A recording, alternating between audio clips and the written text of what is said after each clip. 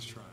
Imam Musa has served as a well-known public speaker across the world and has visited Qom on several occasions to deliver speeches on Islamic unity, oppressions of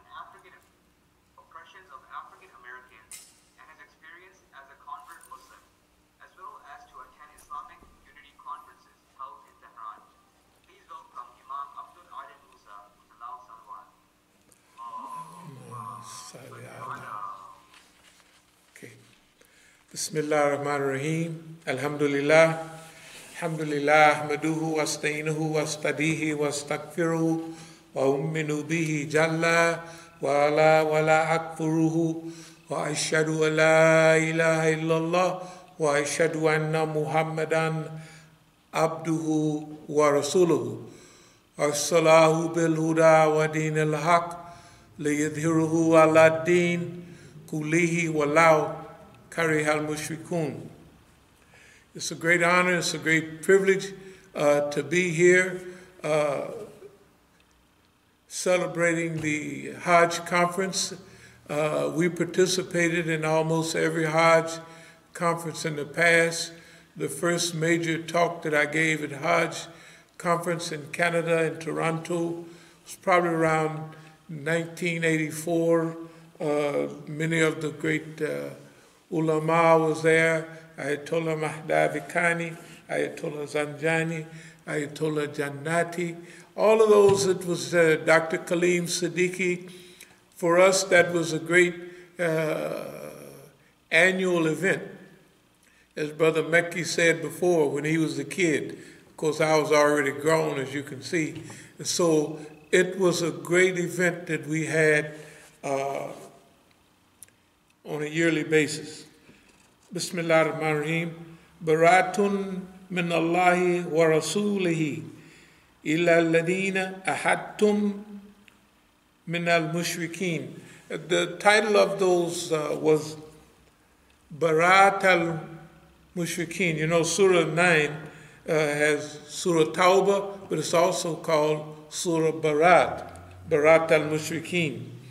The declaration of immunity from Allah and His Messenger to those of the pagans with whom you have contracted a mutual alliance. But it goes on to say, an announcement from Allah and His Messenger to the people assembled on the day of the great pilgrimage.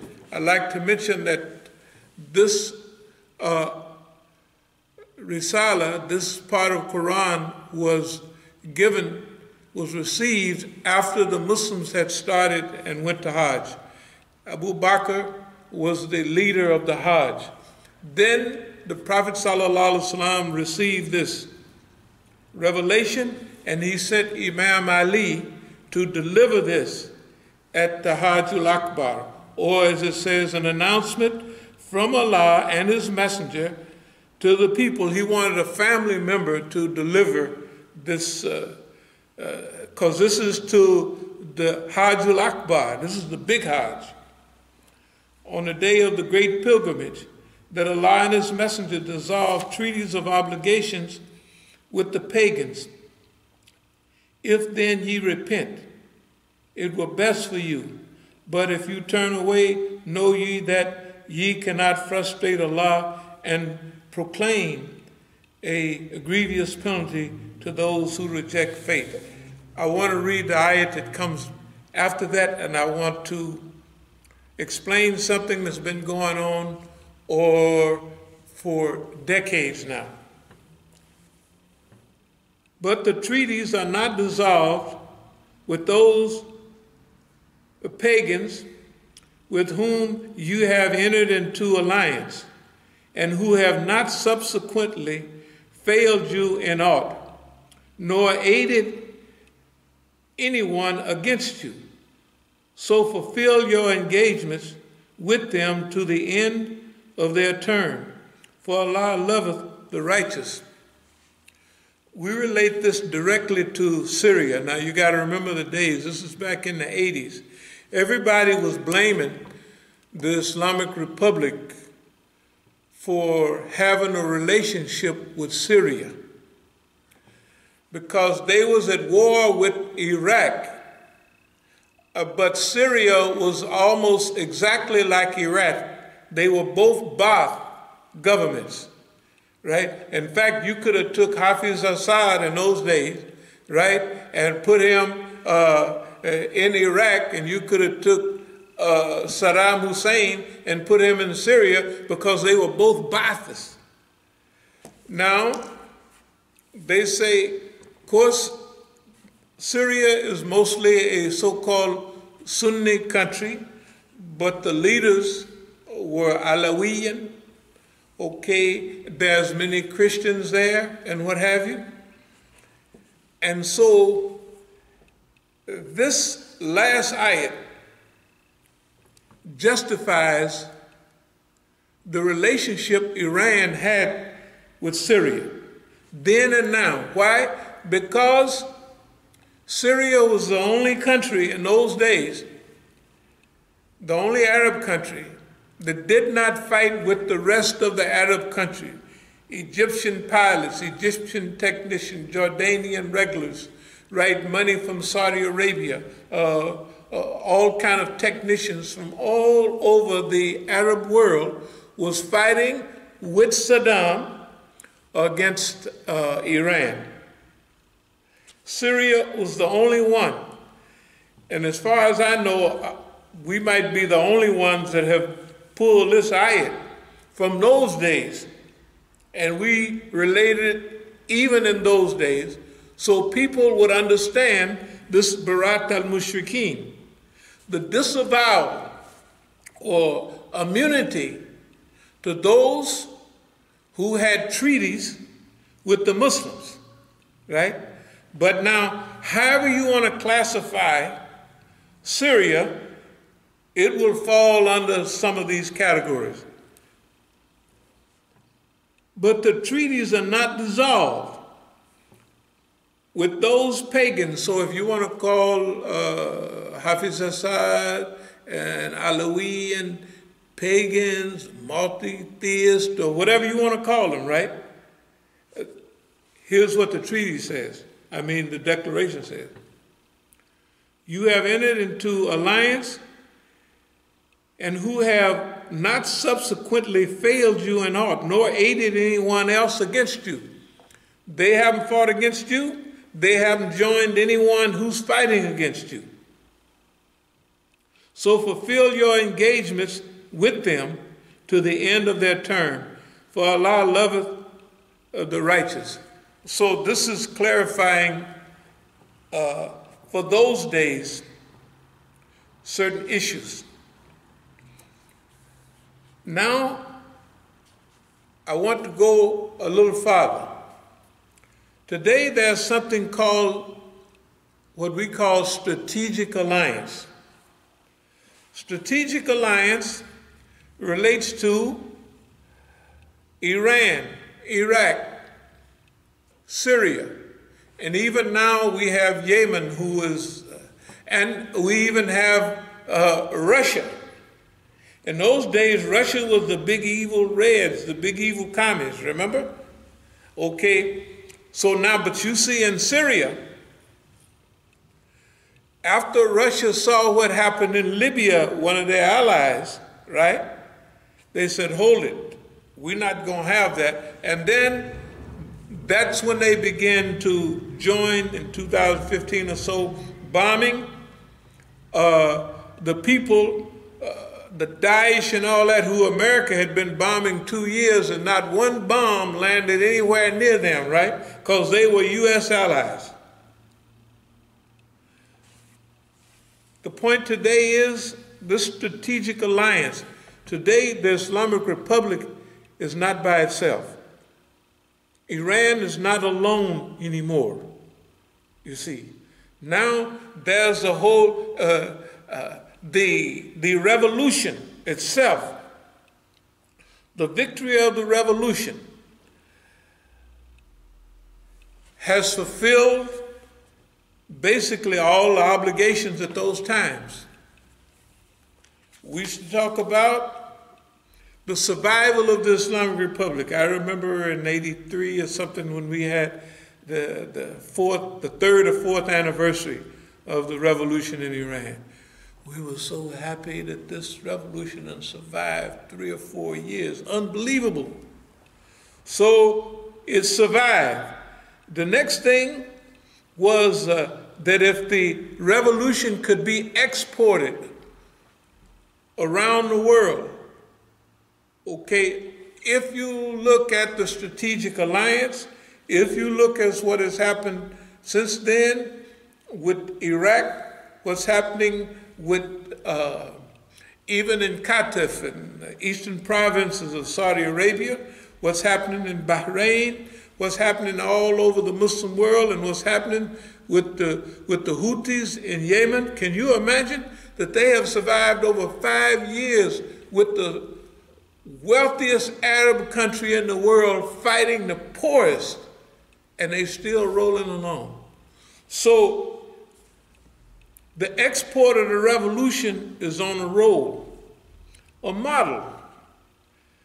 Yesterday they had the American jet, F-15 or something, flying up next to a flight to Lebanon.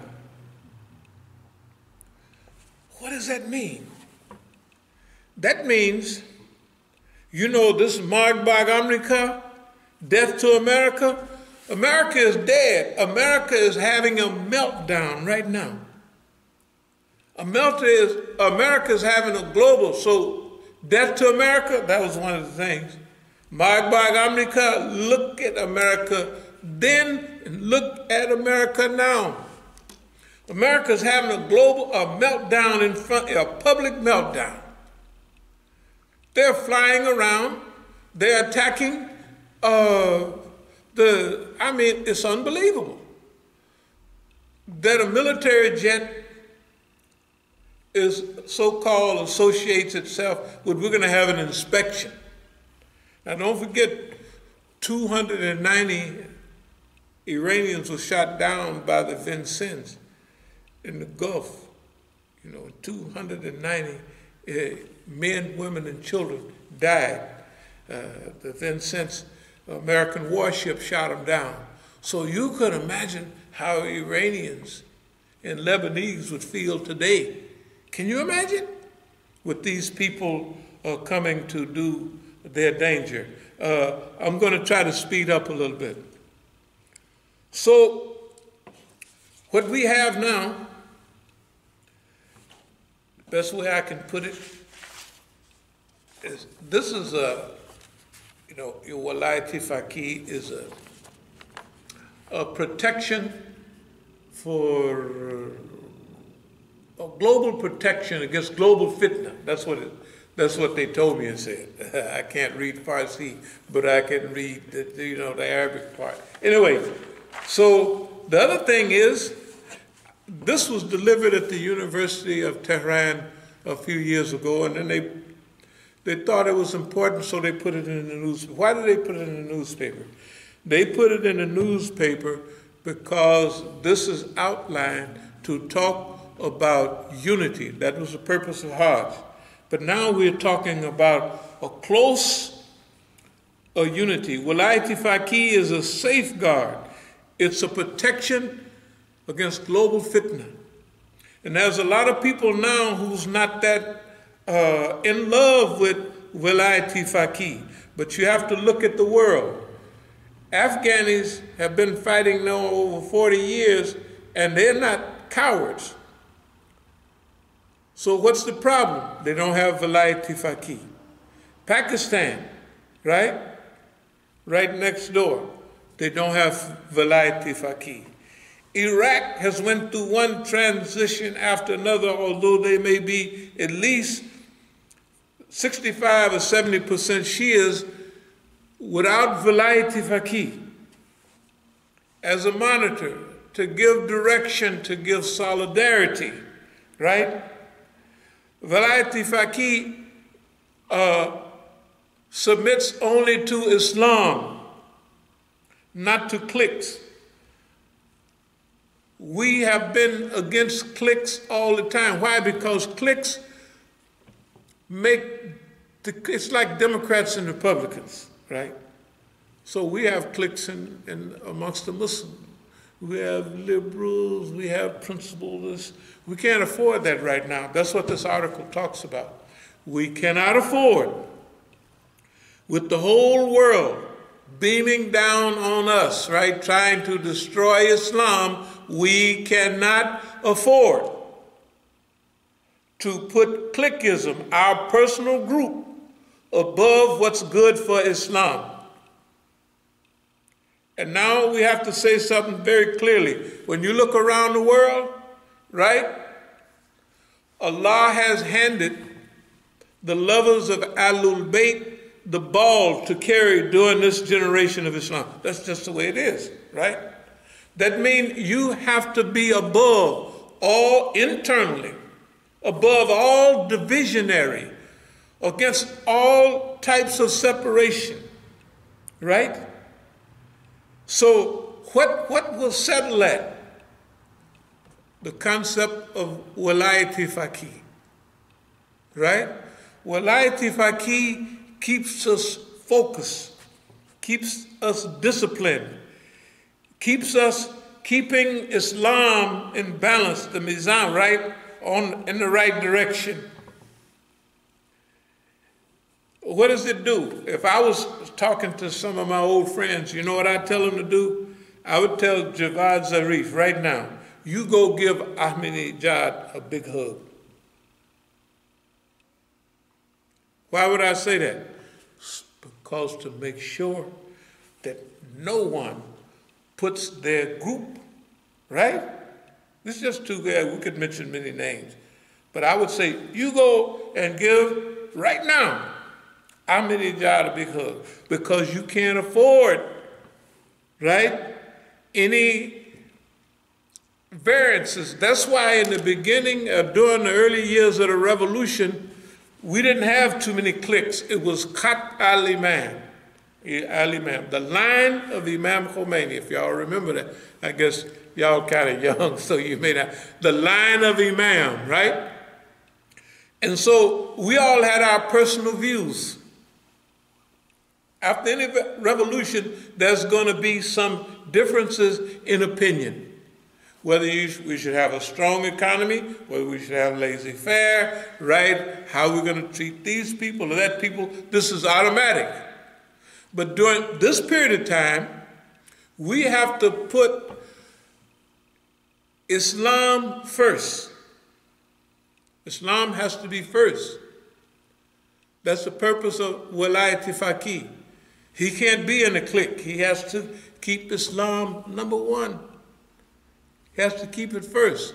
Okay, that is the whole purpose of walayati faqih. To keep the whole ummah headed in the same direction. Now, again, we believe, as we can see around the world, the ball has been handed to Ahlul Bayt. That's just the way it is. Therefore, you have to have a higher stage. Brother talked about evolution. Here's what evolution means.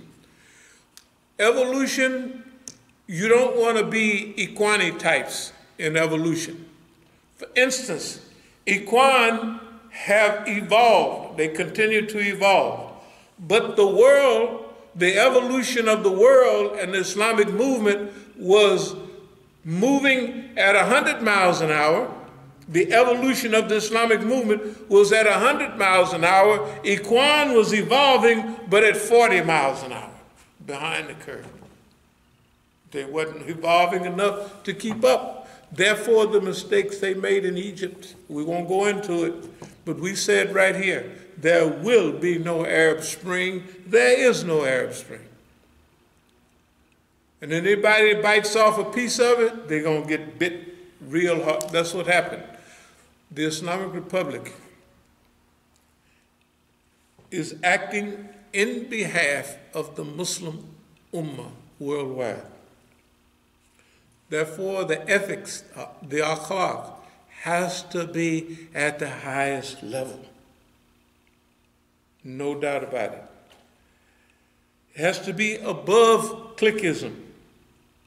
and groupism.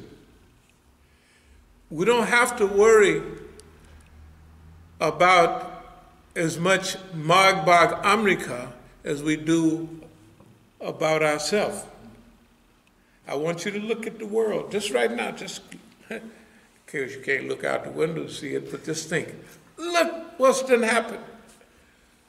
Big bad America, they have a crackpot as their leader, just at the wrong time.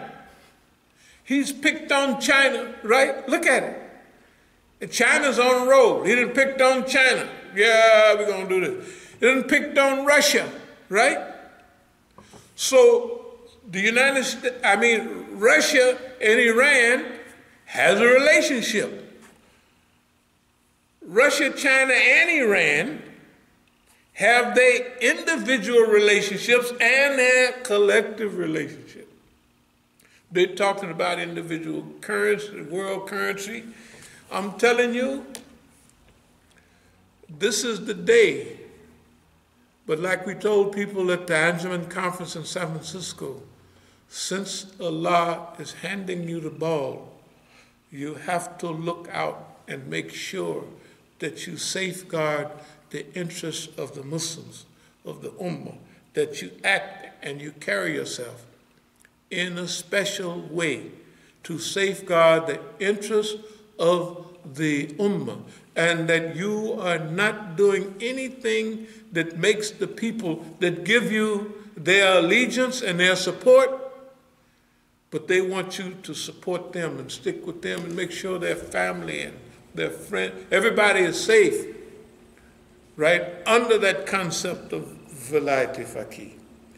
Okay, so the revolution has been successful.